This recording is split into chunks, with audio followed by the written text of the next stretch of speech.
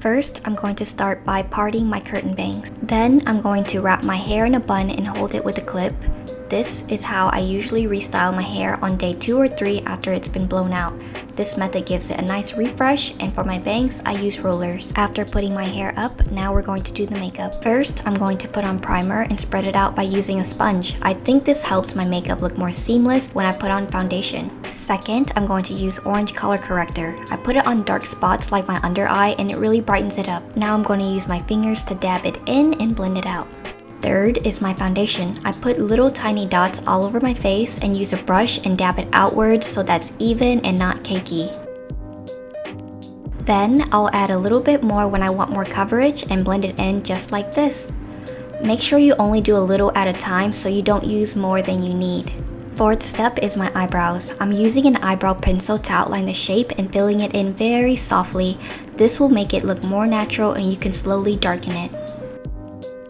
After outlining, I usually fill it in with another shade that's a little bit lighter so it's more natural looking and not too dark. Next, blend it out with a spoolie and you're good to go. Fifth step in my routine is contouring my nose. I'm not an expert at it at all, but I basically use a darker shade to outline the shape of my nose and try to make it look smaller. I do a line and I make sure to go from my nose all the way up to my eyebrows. After that, I'm going to use a bronzer and apply it on my cheekbones. I brush it upwards from my cheekbones to the hairline. I also put some around the entire hairline so my forehead could look smaller. I also do a little bit on my jawline too because I think it makes my chin look a little bit sharper and there's a contrast between my neck and chin.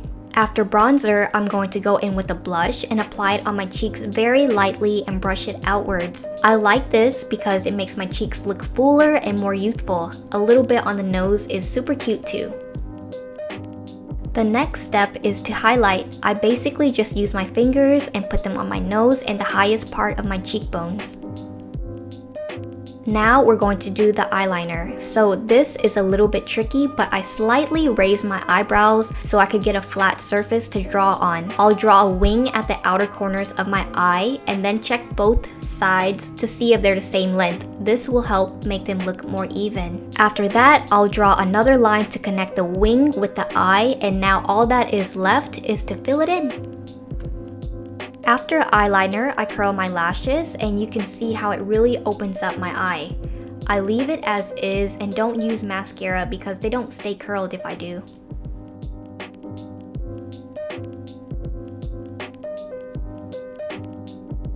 Okay, finally we're almost done. I apply lipstick and this is probably one of my favorite colors ever.